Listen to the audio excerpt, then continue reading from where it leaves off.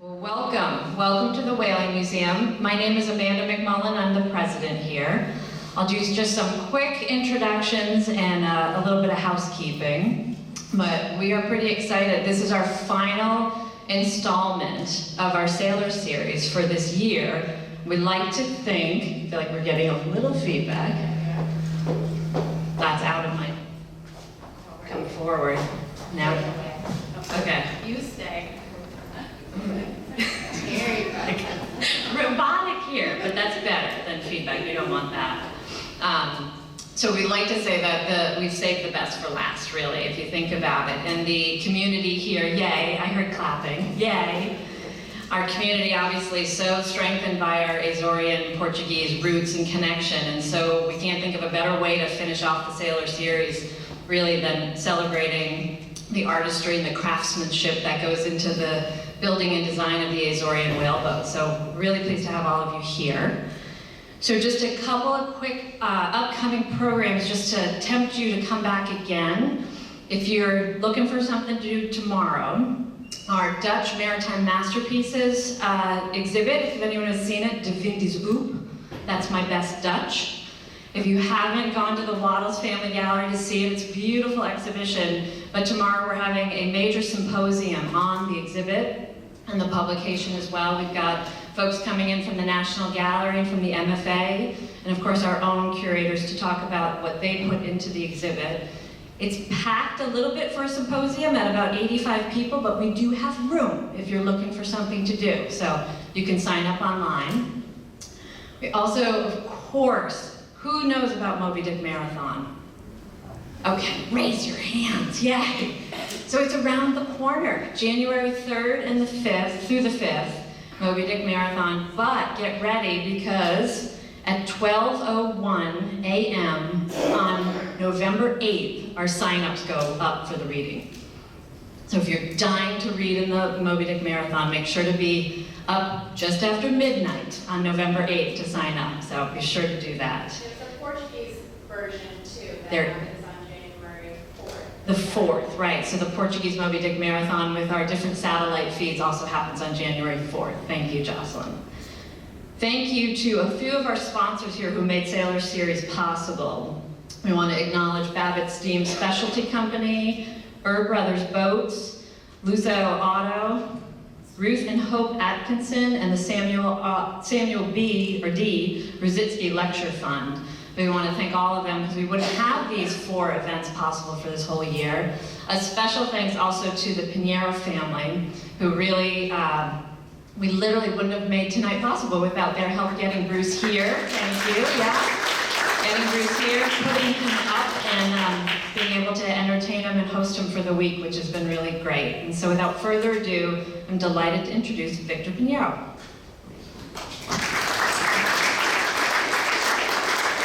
Thank you, Amanda. I first met Bruce, I believe, in 1997. I was reviewing some pictures 2 nights ago with him, and my hair was still black. That was a while ago. I met him on the Davies Locker boat ramp on the south end of New Bedford. Several of you were there. There was the launch of a boat named the Bella Vista, a whaleboat that was built in the Azores. And I think I can say without reservation that that was the birthplace and the birthday of the Azorean Maritime Heritage Society. It was that sparked it. And that's on this side. So this story is much more than about building the boat. It's about the resurgence of the legacy of Azorean whaleboats. And those of you that have traveled to the Azores in the past few years for the regattas have seen what's going on there with Azorean whaleboats. And that started because of the efforts and the vision of this person you're about to hear from and 2 collaborators along with him. So it's a great pleasure to have spent a few days with him, pick his brain on lots of interesting things. He has lots of interesting stories. This is just one of them. Unfortunately, we don't have the time, but I will also tell you that he just finished recently sailing around the world with his family in a 70-year-old wooden boat, 11 and a half years, all the continents. Without further ado, it's my pleasure to introduce Bruce Halabisky.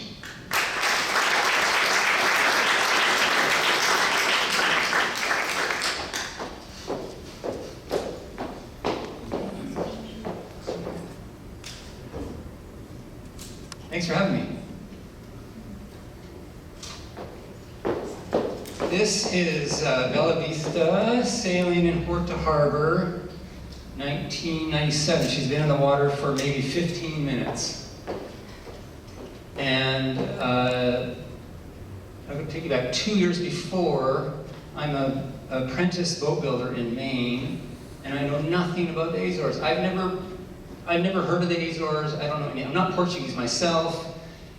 But in the shop comes this boat, the Senhora Santana, and we restore this boat. So this boat was an Azorean whaleboat, and at some point someone bought it, took it to Spain, it ends up in Mallorca, and the director of the apprentice shop, Lance Lee, he sees it, he recognizes it, he's been to the Azores, he knows what it is, and somehow he manages to get it back to Maine, and this is the project we work on. So we are restoring this boat. You can see even in this picture, it's different than an American whaleboat. It's longer, it's got a much more dramatic sail area, and although it comes from the history of the American boat, it's dramatically different.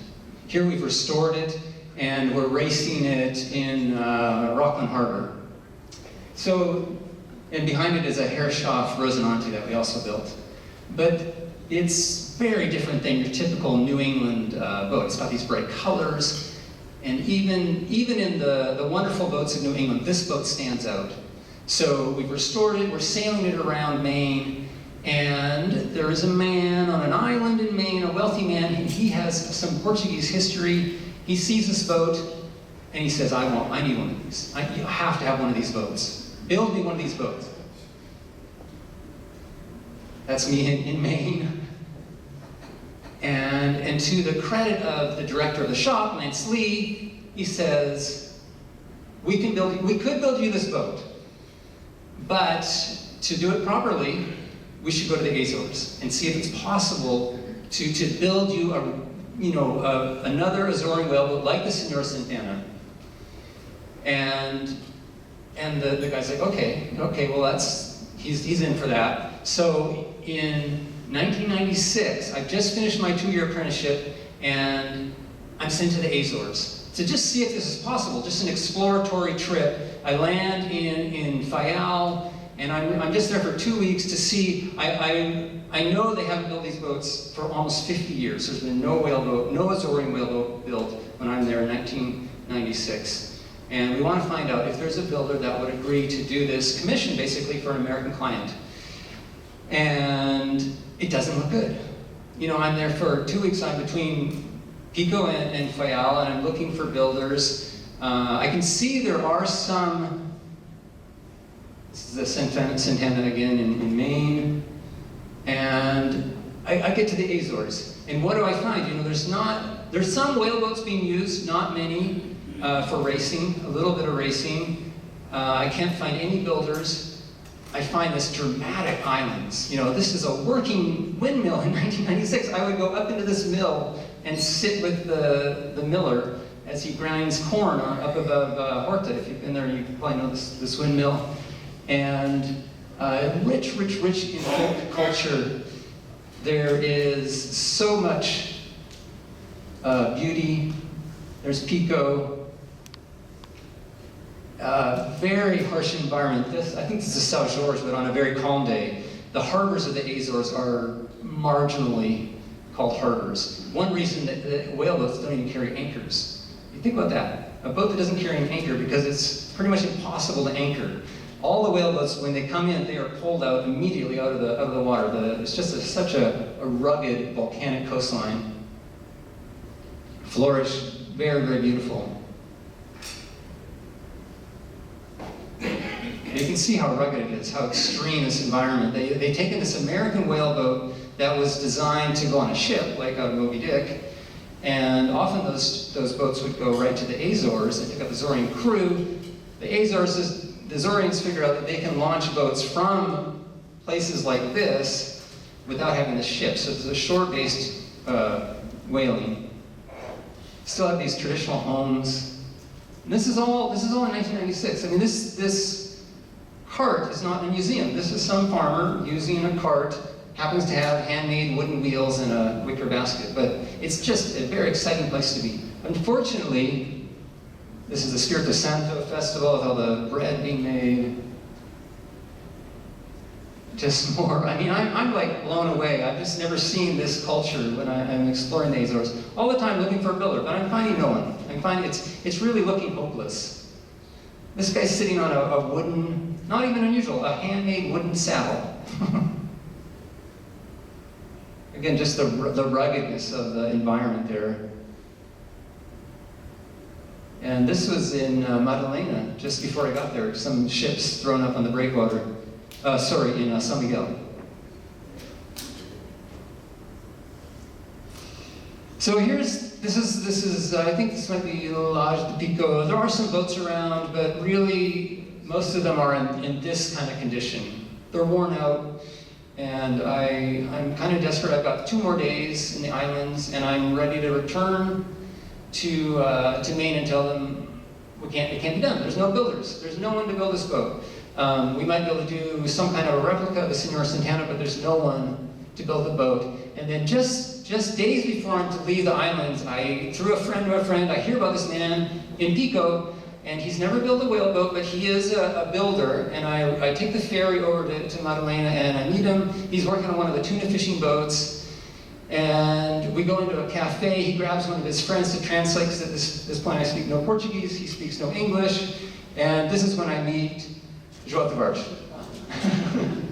And so I explain, we sit down, I say, I want to find someone to build an Azorean whaleboat. And instantly João says, let's do it. We're going to build this boat. I was like, okay, sounds good.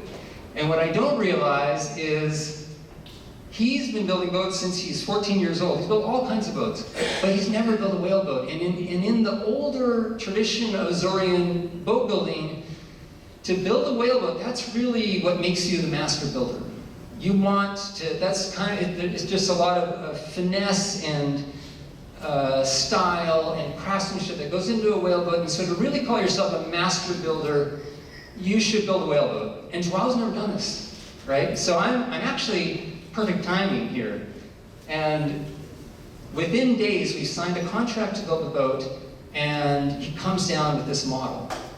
So he has gone home and carved out the half model from which the boat is going to be built. And not only that, he says, and right now we got to go cut the wood. Because if we're going to start building this boat in January, we've got to cut the wood right now. So we're up in the Forests of Fayal. That piece of rebar is taken off of an existing whaleboat. In his village of Ribeiras, he has the Boa Vista, a prize-winning whaleboat. And he's taken that piece of rebar, I've got a pointer, and he's roughly shaped it to the bow of the Boa Vista, and now we're up in the Forests of Fayal cutting locust, acacia, to make the bow and all the frames. There's like 88 frames in this whaleboat that we have to get the wood for. So it's a complete experience from the forest to that first slide I showed you of the boat in the water. This is all in Fayal. We're milling up the wood. That later, I can see that shape, and later when I'm sailing, 6 months later, maybe 8 months later when I'm sailing on the boat, I can remember that piece of wood, but now it's sailing through the water. So it's a really fun to be part of a boat building to that, the complete cycle of the tree to boat. It's going through the mill. You can almost imagine the bow of a whaleboat right there. And here they are, they get stickered and dried, and so this is like in August, and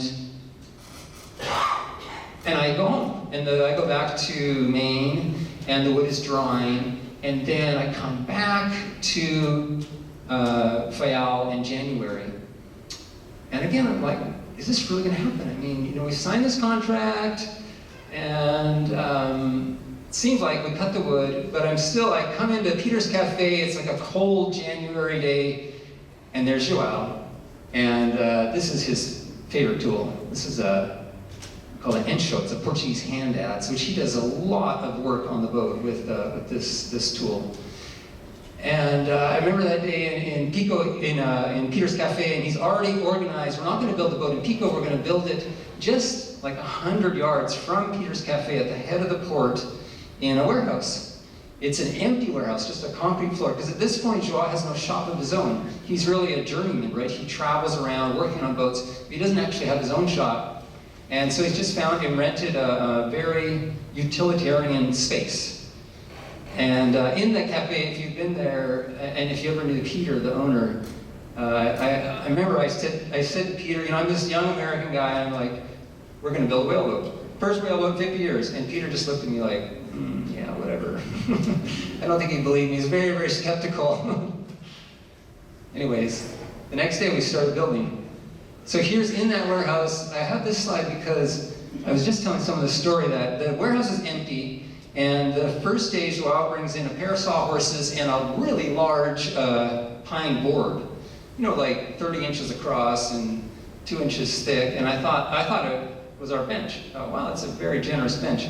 What I didn't know is that was all the building material, and every week we would shave off another edge of that bench so that by the end of the project there was no bench, and all of that wood went into the Bella Vista. And also, he has very rudimentary tools. I mean, this is like the cheapest skill saw you could buy. It's nothing fancy, and then he had a very, very cheap bandsaw. Really, that was all he came into the shop with. So this plank, 2 sawhorses, a skill saw, and a bandsaw. And it's with that we built the whole boat. So here we go. You can see how it's not a proper wood shop. It's just a warehouse that we're building this in. But you can also get an idea of how this construction went together. The keel has been put together. And then there's the in-wales. It kind of forms a triangle that we're filling in with planking. And the other thing that's happened here from the last slide is we've taken that model, that half model, and he's pulled it apart, and with his dividers, he's made measurements and then enlarged scaled up from the model to the full size, drawn out the stations, which you see here, which are not going to be part of the final boat, but they're going to give us the shape to build around. These are all the stations here. Those are taken from the model. And now we're putting the planking on. And in the way the whaleboats are built, it's the planking first and then the frames going afterwards. And we also had another apprentice, Adam, came over. He was actually doing his apprenticeship in Maine and decided to finish the apprenticeship in Horta. So there's 3 of us.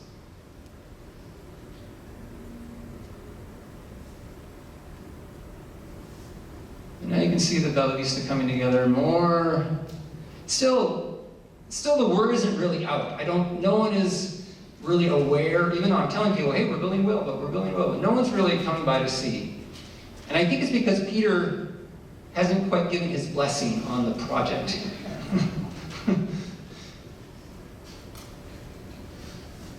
Again, these are not part of the final boat. That's just a mold that is being used. And there's a cutout because the Azorean Whaleboat is a somewhat unique construction in that there's no caulking in between the planks. So there's nothing, there's no cotton put in between the planks. Instead, it's a seam batten construction. But behind every plank, there's a batten.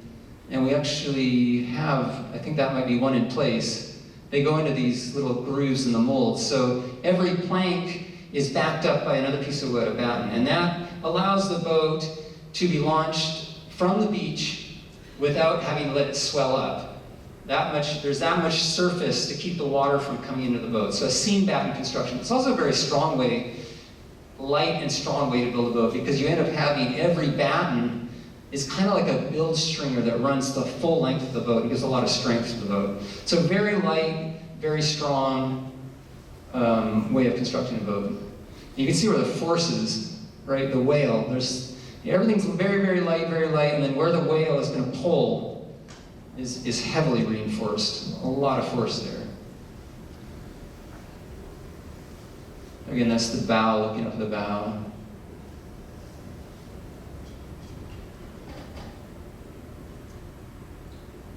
Here's a frame. So if you remember the picture of the cutting down the locust, and the locust has been planed at the mill, and it's been allowed to dry, and now the boat is planked up, but we have to somehow get the shape of that planking onto a locust board. And if you see here, there's a copper rod.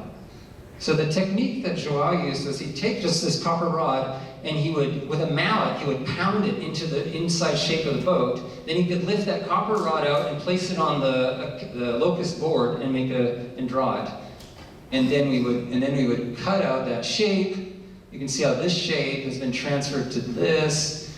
But then there's a lot of work, because you've got to go and make all the notches for all the seam battens. And there's 88 of these, so a lot of the work is in the framing of the boat. And he had some wonderful techniques, aside from using that encho, the Portuguese hand adze, which is a cool tool because it can be done, you can very finely like chop out super fine shadings. On the other hand, if you had a big square of wood that you just wanted to, like maybe normally you take it on a chop saw, you can just really whack at it and chop it in half. So it's a cool tool because it has the ability to go from very, very fine to full-on powerful tool. And yeah, it's funny because I also had like the tools that I thought were really important for my boat building, like a little Stanley block plane or a 6-inch rule, and Joao would just kind of laugh at them like, you know, the plane, he'd probably do most of it with the encho, and then like the little 6-inch rule, he always had in his pocket a pair of dividers, which is actually a very accurate way of doing boat building. And he doesn't have to, you know, if he's taking a measurement, whereas I would have my little ruler, Joao would just pull out his dividers, and he never has to know what number that is, so there's no number to forget when he transfers that information. There's a lot of great tricks. And some of the tricks he actually was unable to learn in the Azores because they were coveted tricks, right? Like that method of taking the model and making the molds out of the model. That was a closely guarded secret in the Azores when he was a younger man, when there were more boat builders. And that's, you see that in many boat building traditions where it's like a purposely built bottleneck to keep too many builders from becoming masters, because they don't want the younger apprentices to know how do you get the shape, how do you make the model, how does the model become the mold. You know, there's a lot of information there. And actually, when Joao was a young man, he was in the military and went to Angola, I think. And it was a Portuguese builder in Angola that showed him how to do that. And so then he came back to the Azores. None of the Azorean boat builders were going to show him that crucial step. And so even when he was showing me, went over, closed the door, he's like, this is how it's done. And like, don't go telling everyone about this, because this is the real secret. So there's a lot of little tricks. Here's some more details of the frames, how they're landed. And you can see the seam batten again running here. It's all being riveted. I noticed the boat here, the half boat, they said there's 1,000 rivets. Well, this boat, the Belly Beast, has 5,000 rivets. And guess who got to do them all? It wasn't Joao. Adam and I did all the rivets. Here you can see those 88 frames, right? That's a spectacular amount of work.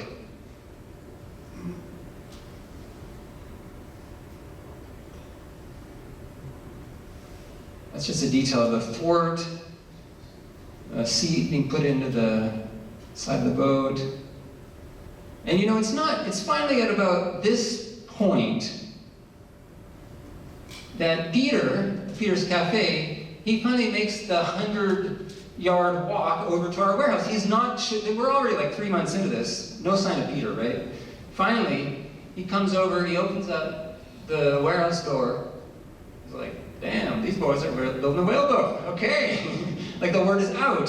So then, once Peter gives the word, now we have the television stations there, and suddenly there's this resurgence of Azorean pride, like, oh yeah, these are beautiful boats, these are important to our culture, and we're gonna support this. So there's radio is coming by, everybody's getting very excited about this. They're actually building the first whaleboat in 50 years. It's actually being built here in Porto Harbor. That's a man, Machado Oliveira. His parents, or his uncles were boat builders. He's giving a little history.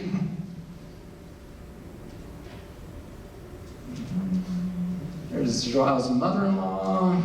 Everyone's come by, all the fishermen. If it's ever a windy day, or stormy, all their fishermen are lining the boat at Bella Vista while I'm working.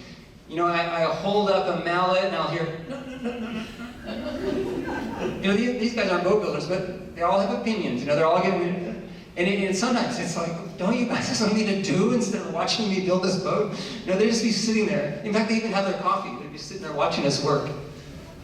And then, but in a wonderful side of it was they'd also be like, okay, if you're going to build this, you got to get it right. And they'd pull me aside. And by this time, I'm speaking Portuguese because João did not learn any English, so I'm communicating in Portuguese. And they'd pull me aside and they'd be like, you know, this is the way you got to do it properly. And by the way, I have this stash of whalebone that I had in my closet for 30 years. And you know, the whaleboats have a lot of bone chafe guards. So actually, Bella Vista originally had a fair amount of bone put on it, which is a whaleboat tradition. And there's the hull. It's got like a yellow primer, but basically the hull is finished. I mean, you can see this is not a boat shop. There's a Jeep, and there's the bandsaw, and there's really nothing here. The end show, of course, is another one. And now we're painting, putting the finishing touches on. And this picture is interesting because that hinge is covered in masking tape, but it's actually a bronze casting. And I think I really was there just in time in 1997 because there was a man that did the bronze casting, all the oarlocks, the hinge, a few other parts on the boat. And he was like working the post office, but in the evenings he did bronze casting. So it came by with all the bronze casting. And then Manuel Ullman comes out, he raked the whole boat. So there's still this knowledge. Once we start building this boat, we find that there is knowledge there. There are people that know how to do this. He did all the rigging for us. Here's another picture.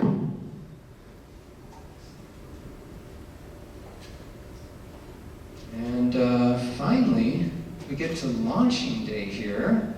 So here we are in Horta Harbor, 1997, probably May, I recall, of 1997. And by now, it's a big deal, right? This boat is just about finished. It is finished, it's ready to go in the water. We sent out all the proper invitations to, I've been informed, you have to invite this person, you have to invite this person, you don't want to offend this person. So all the people are here. Here's João running around. And the other interesting thing that's happening here, there's João's son-in-law, is there's all these whalers. Because, you know, they whaled in the Azores until 1986, 88, until Portugal joined the European community. So there are whalers. We're only, 10 years later here. There are men that were whalers still able to go whaling, and they see a whaleboat being built. So they're like, we're going to be on that boat. We're about to go on a little sail around Horta Harbor, and it's being crewed by men that actually whaled for a living. And they're going to show us how to use this boat. And I'm going to be on board, João's going to be on board, but the rest of them are whalers, the rest of the crew.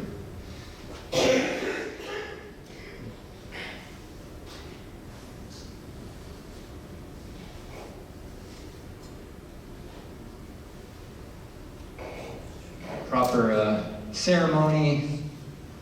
And that's actually Dan Thorne, the owner, João's wife, Dan's wife, ready to christen the Bella Vista. Here's João Baptiste. He was a helmsman, whaling. So it's not like, no one asks me if they can, they're just on board. Like, this is how we do it. We're taking this boat for a spin. We're going to show you how this works. And here we go, that's that first picture. Here we're off and running. I mean, look at that amazing photo. There's hardly any boat. These boats, they're over 40 feet long, 6 feet wide. They draw 18 inches. And has 600 square feet of sail. I mean, it's phenomenal and also a recipe for disaster, right? I mean, this is a lot of sail, and the only thing that's keeping it from tipping over is these people.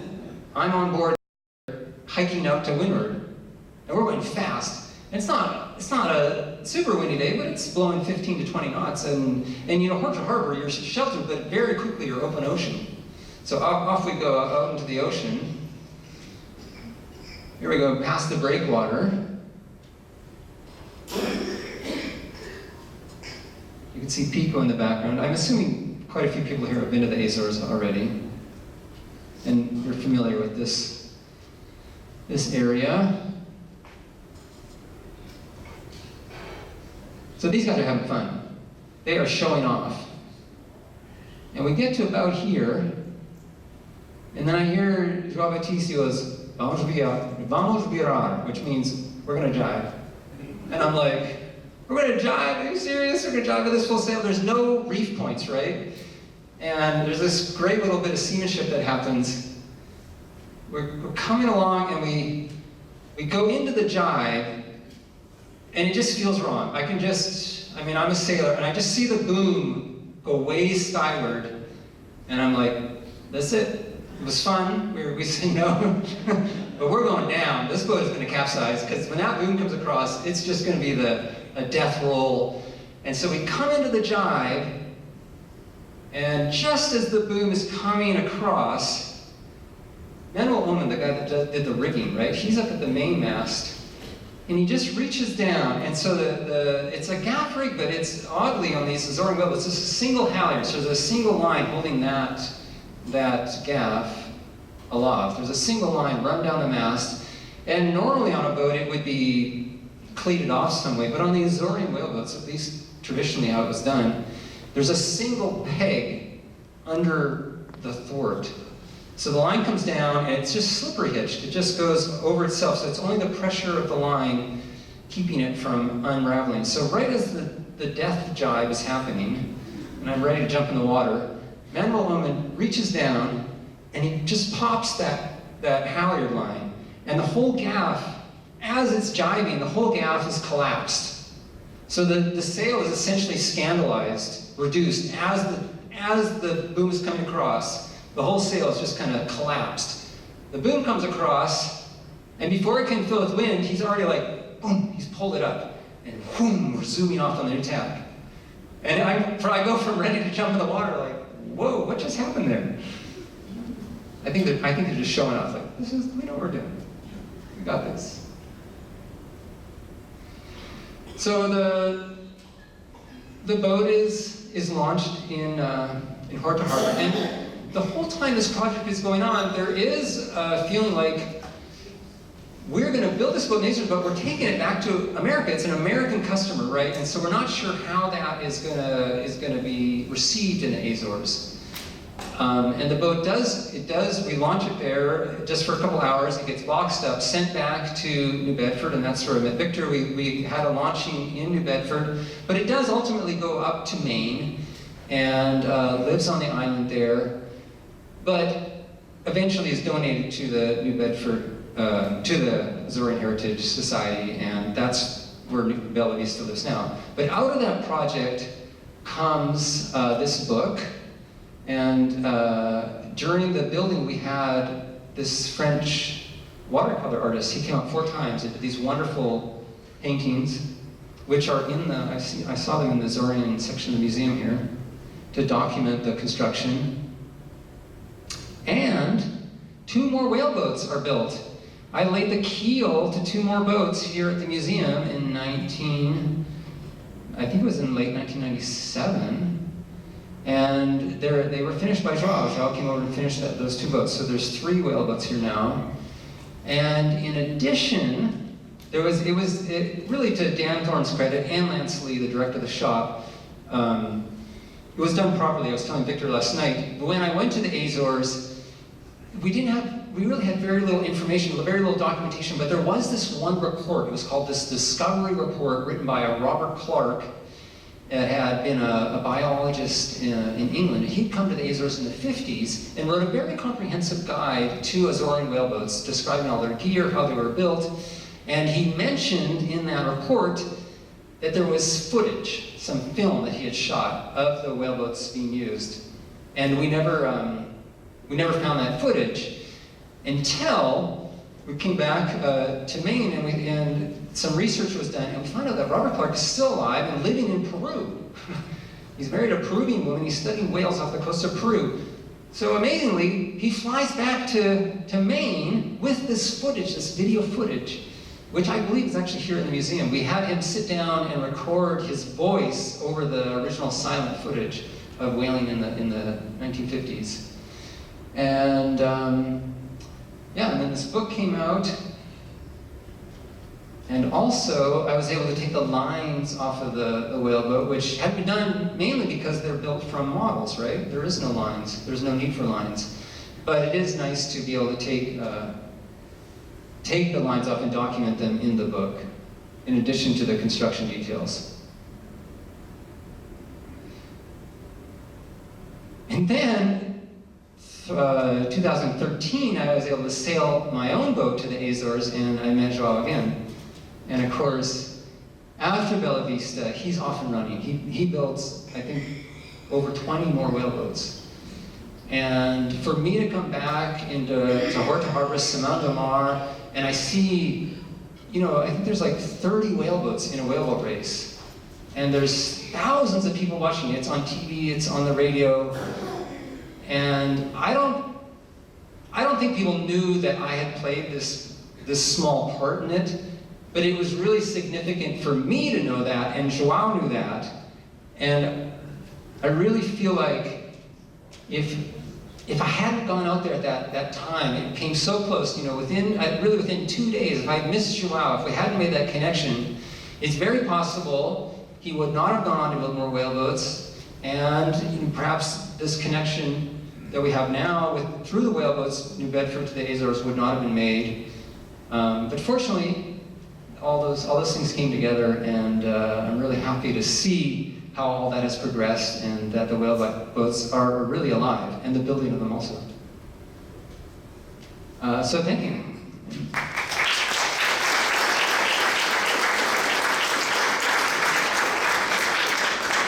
I think we have time for any questions. I don't know. Yeah. So you used to build that boat. You were no other whaleboats? Because I know I Yeah. there have lots of them. Those weren't there before. There were a few whaleboats, but not many. And they were all over 50 years old. There were certainly no new constructions. Yeah.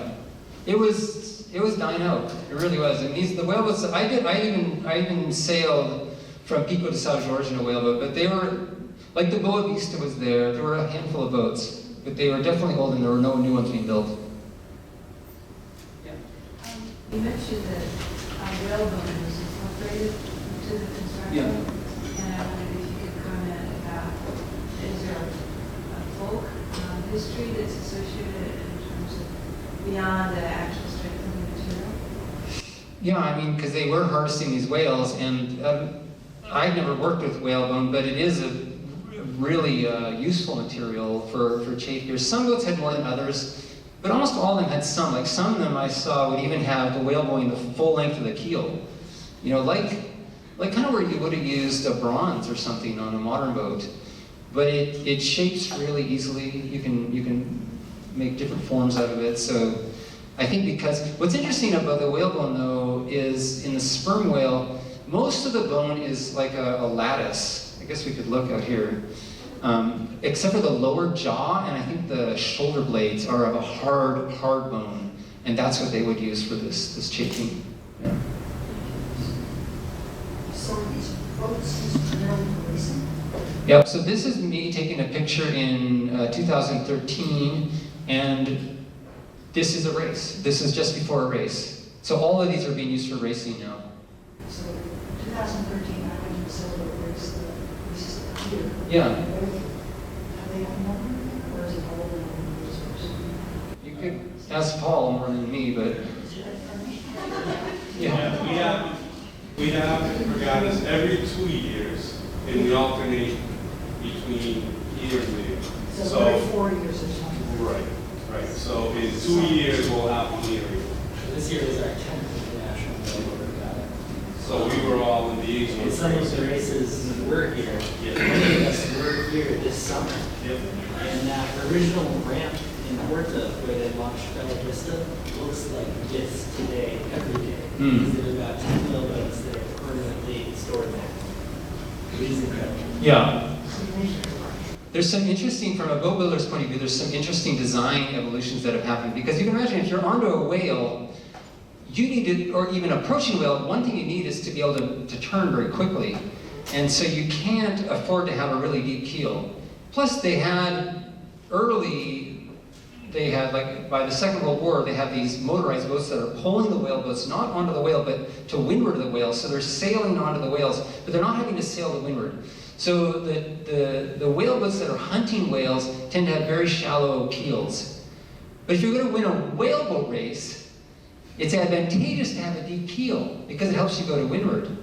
It would be a liability in hunting a whale because you wouldn't be able to turn very quickly. So one thing I noticed on this ramp is the keel is just sinking deeper and deeper and deeper. Yeah. When you went to the Azores, how long did you stay down there to do the boat? So the question was, how long was I in the Azores to do the boat? Well, I showed you the picture of cutting the wood. That was a first trip there, maybe for a month. And then I went back in January of 1997, and the boat was launched in May. So we spent about, the three of us built the boat in about 5 months. I ended up living there for a full year. Yeah. Yeah.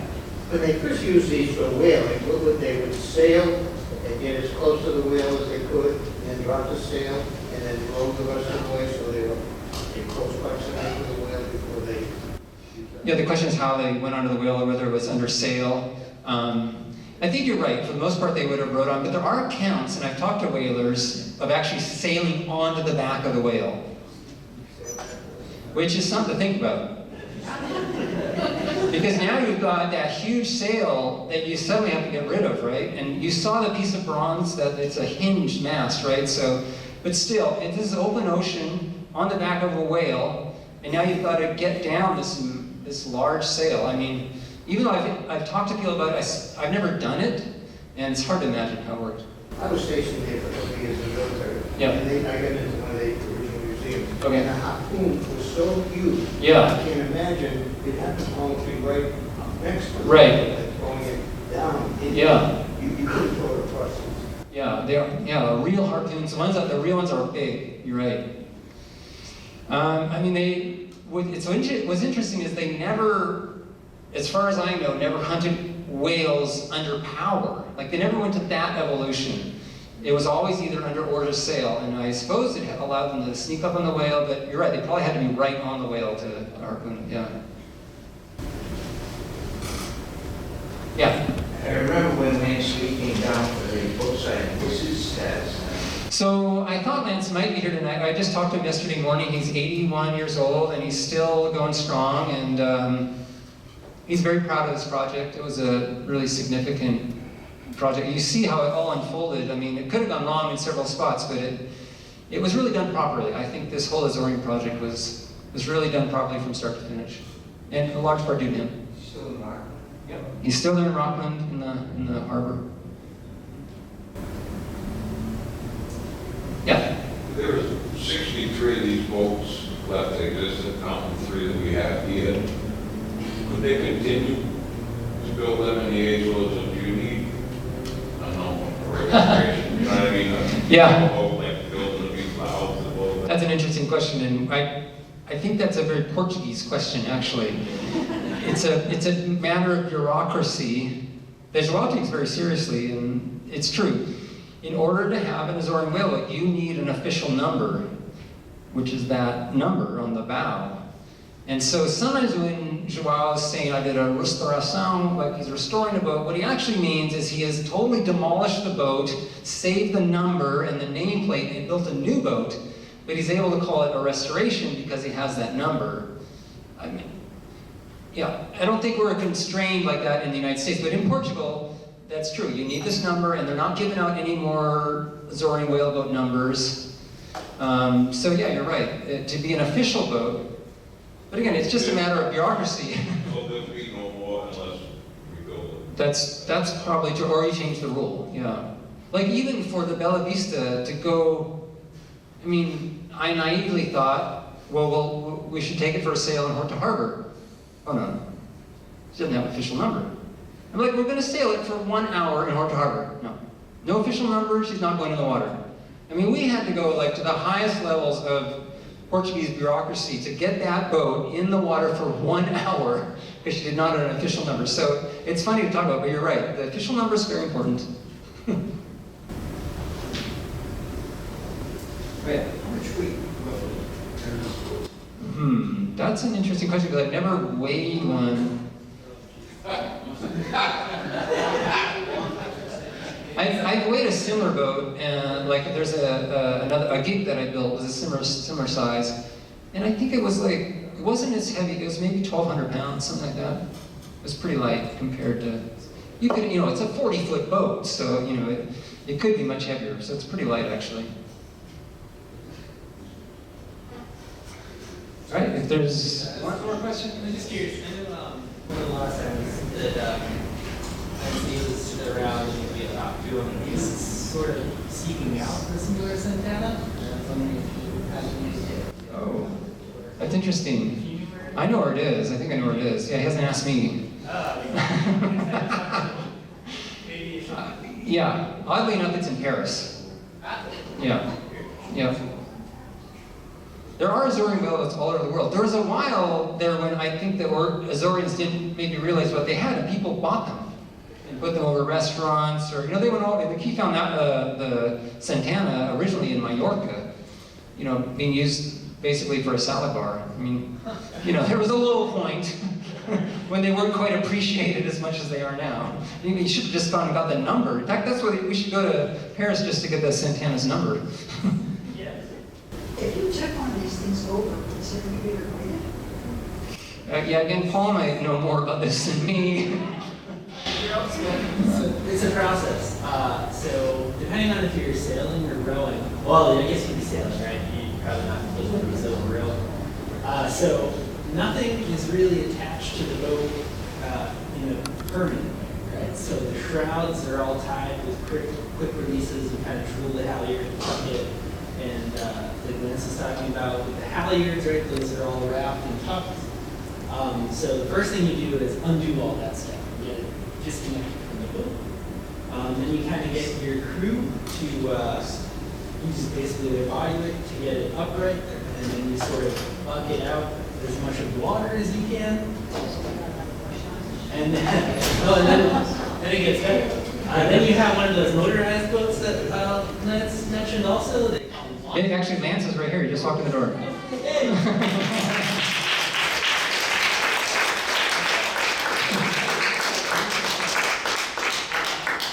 And basically, you hook a line up to the bow, and you just tow it very fast. And basically, what happens is the front sort of comes up on a plane, and a lot of the water goes out the back until it's able to float, and then you bucket the rest out. The mast is. The whole boat floats. Everything's good, so the mast floats, the boat floats, the oars float. And that's most of everything. I'm sorry, I think I called you Lance. Well, that's it. Lance is here, so I'm glad to see Lance. And I'm actually just wrapping up here. I don't know if you want to say anything yourself.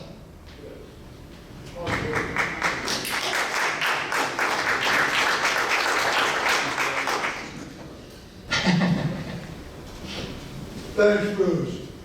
Well, I think that Joao and the Azores changed our lives. Speaking for myself, for the very, very much better. And I might just add that I ran a boat building school, international, for 30 years. Then I started another one. And I believe that the finest project in 47 years was the Azores. And the real reason is that after we built in the Azores, they built 41 more or restored them. And then you guys went out there and 14 boats raced internationally. And then, of course, you did it again here with 6 boats. And I understand they're going to keep that going. And I think I know how much it has enriched me, and I won't speak for Bruce, of course. Thank you very much.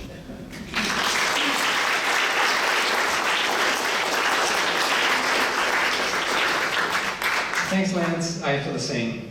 And I don't know if there's any more questions. And yeah. Nancy was too shy to ask. Oh yeah. She wants to know where you got the wood for the oars and how you make the oars as opposed to the rest of the The oars are a local pine, and the planking is imported. But you saw the locust is the frames, and the keel are local woods. Typically, only the planking would have been imported wood on the Azorean whaleboats. I made them. Yep. I have a historical question. Okay. And I think to the people that are in this room, someone could answer. So we were in the Azores in July and went to a little museum up in Portuguese where there was a Senora Santana whaleboat in the museum. I assumed it was the Senora Santana that inspired the Bella Vista, but it sounds like it's in Paris. I'm curious. There's another Santana. I've seen that one too. So, but that is not the original, that was not the inspiration for Bella Vista? No, there's another Santana. Confusing, but true. Yeah. It's kind of funny because typically they register the names and you're not allowed to repeat them, but in that case, somehow there's another Senora Santana. Maybe it was decommissioned. It's possible, I don't know. And someone was able to get the name. Because that also happens. And maybe it doesn't, maybe the Senora Santana I know does not have an official number. Maybe it was transferred to another boat. That does happen sometimes. You guys here use all the sails of different logos. What's the meaning behind it? How does those logos on the sails?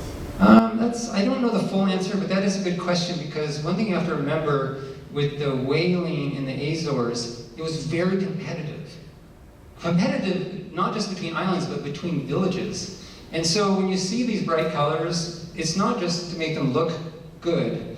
It's so your village can tell if you're the first on the whale, watching from the shore. It's to identify the boat. And the sail, like a Sagres cross or some, on the sail would have just said, oh, that's our boat. We can tell that our boat is the one on the whale. And the only other thing I want to say about that is because it was so competitive, the whaleboat evolved very quickly and became very refined. It was like an America's Cup boat. They were never building the same boat twice. There were subtle refinements being made in every version of the whaleboat because they wanted to get on the whale first. It was a big deal. It was very, very competitive. In fact, I even told a story while I was building the boat that some of the builders at night would take their models. There's a lake on Pico. They would take them up to that lake at night and they would test these pond models like it was an America's Cup to see what's going to be the next winning boat that's going to get on the whale.